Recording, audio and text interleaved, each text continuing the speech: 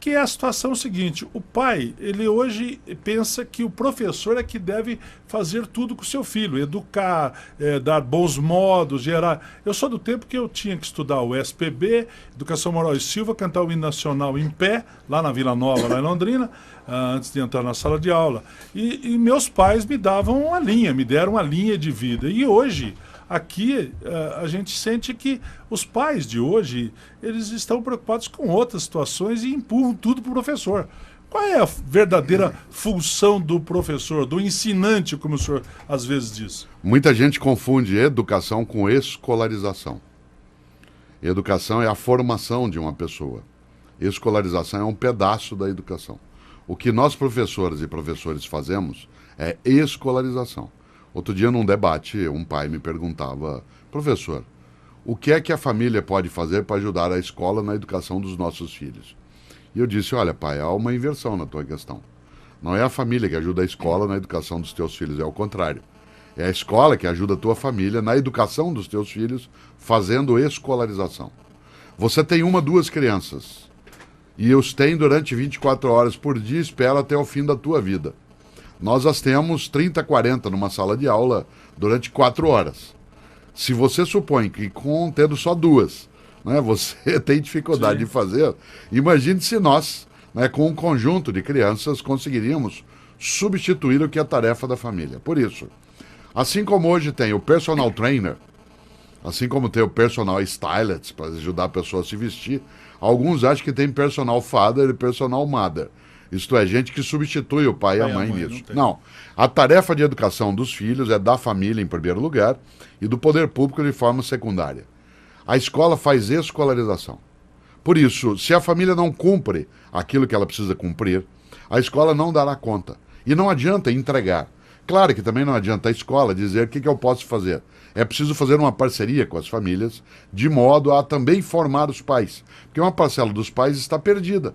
Ela não sabe que tem. Ela vive uma situação de submissão com os filhos. Te dou um exemplo banal. Aliás, eu falava isso hoje num comentário na rádio, ao vivo em São Paulo, pelo telefone. Você imagine, quando eu era menino, e eu não estou querendo falar do passado para voltar a ele, mas ter algumas referências. Quando eu era menino, que eu chegava no restaurante, né, com o pai e a mãe, meu pai dizia assim: Mário, sente-se. Essa era a frase. E eu sentava. Qual é a frase hoje do pai e da mãe? Filhinho, onde você quer sentar? O que você quer comer? O que você quer assistir? Deixa a escolha para o filho. Isto é, você oferece a uma criança de 8, 9 anos, em nome de um carinho, algo que a deseduca.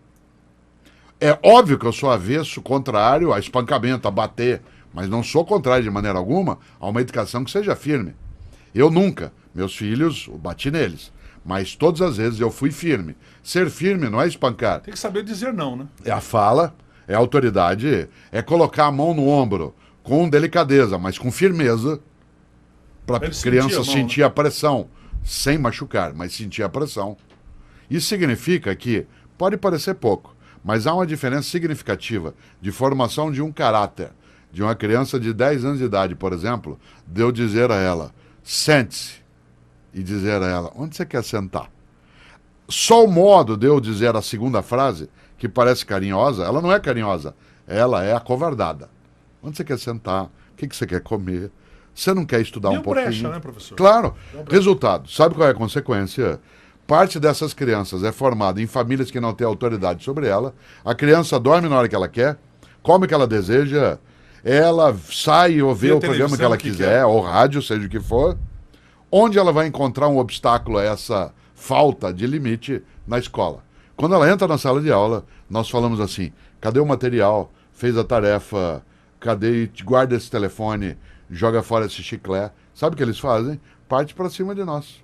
Nós nunca tivemos tantos casos de violência de aluno contra professor quanto que nós estamos tendo atualmente. Por quê? Porque nós somos o primeiro adulto no dia a dia de algumas crianças que decide exercer sobre ela a autoridade. A autoridade não é autoritarismo. A autoridade é a responsabilidade com mando. Essa autoridade tem que ser exercida. Resultado: você sabe que tem pai ou mãe que vem até a escola pública ou privada reclamar conosco porque nós demos falta para um menino que não foi. Aliás, a pergunta já me foi feita várias vezes na vida: o senhor reprova por falta? Eu falo: jamais. quem se reprova por falta é quem falta. O aluno. Eu só dou falta para quem falta. Sim. Como eu só dou falta para quem falta e quem faltou não fui eu nunca reprovei por falta. Tem pai ou mãe que vai lá e reclama que a gente dá tarefa pro aluno. Nós estamos formando, e isso precisa cuidado, nós estamos formando uma geração um pouco mais fraca, que não pega no serviço. Né? A gente está formando gente, como a gente diz no interior, que não pega no breu. Mas aí é proibido Não pega trabalhar no com campo. 14 anos. Eu comecei a trabalhar, meu primeiro registro em carteira foi com 14 anos. Eu tenho 35 anos de carteira assinada. Já 36. E com 14 anos eu já trabalhava, mas trabalhava desde os 9. Vendendo doce, entregando doce. É que é diferente. Por exemplo, a lei permite que você tenha o trabalho como menor aprendiz, e se há uma empresa familiar, que é o caso de muitos lugares no Paraná, em Santa Catarina e no Rio Grande, aí você tem autorização, desde que você não se ausente da escola. Isso. No teu caso, o trabalho não obrigatoriamente te impedia de ir à escola. Não. Mas no nosso país, essa legislação que impede o trabalho infantil, ela serviu porque milhares de crianças ficaram fora da escola porque precisavam trabalhar.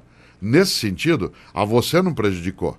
Eu não tenho dúvida de que uma criança, professor. eu estou até O imaginando, professor não me conhece. O Jorjão que fala. Que eu era metalúrgico há 9 anos atrás. sim, o metalúrgico foi presidente da República no Brasil 2 vezes. É que né? às vezes a pessoa sai da metalúrgica, mas a metalúrgica não Não sai sai da serviço. pessoa. Ainda bem, Da ainda pessoa. bem, porque a metalurgia é uma das áreas mais antigas e importantes da Professor, história. eu queria Professor, fazer- mas o que eu sempre ouço em relação a isso, por exemplo, é tipo assim, eu vou conversar com meus filhos e eu digo, olha, não é bem assim, meu pai me deu a primeira bicicleta, eu tinha lá 12 anos, meu primeiro carro foi assim, o meu... Ah, pai, mas no seu tempo era diferente. Então, O que é diferente? o no diferente não, no seu tempo teu pai era diferente. tempo? Meu pai é diferente. O que ele precisa pensar é que a frase assim, meu avô era diferente e meu pai está fraquejando. Claro. Professor, Isso aí. é uma pergunta que os pais se fazem quase que diariamente diante da falta de ética no nosso país e do crescimento também nas pessoas dessa falta de ética. O cara se coloca diante de uma triste realidade. Eu preciso ensinar para o meu filho ser ético, respeitar os limites.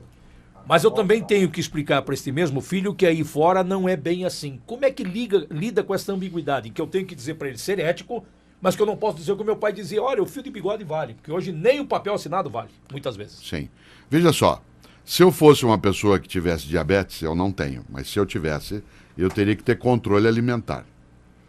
Isso significa que meu pai e minha mãe, se eu fosse uma criança com diabetes, deveriam me manter dentro de casa para eu não comer o que não devo, ou eles deveriam me ensinar a ir ao almoço, a uma festa e comer só o que eu devo. É claro que é a segunda escolha. O mesmo vale em relação à conduta. Meu pai e minha mãe poderiam ter me dito, se eu tivesse diabetes, filho, você não pode comer isso, isso e isso, porque te faz mal, mas pode comer isso, isso e isso. Não me deixariam trancado numa redoma só porque existe um mundo que existe o que eu não devo fazer. Ao contrário, me ensinariam a voltar nesse mundo. Por exemplo, meus filhos nunca tiveram nenhum tipo de relação com drogas ilegais.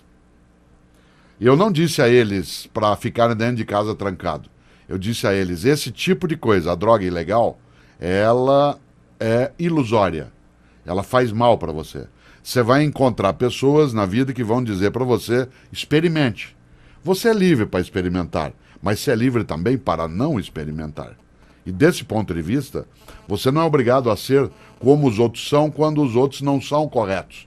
Você é obrigado a ser como os outros são quando eles são corretos. Isto é, o benefício precisa ser imitado, o malefício não. Eu, pai, não devo de maneira alguma deixar meu filho supor que o mundo é só um mundo de bondade. Mas eu também não tenho que colocá-lo escondido fora desse mundo. Ao contrário, tem que dizer, aqui está, a escolha é tua. Você pode escolher errado, mas não escolha. Porque se você escolher errado, isso fará mal a você e às pessoas que estão contigo.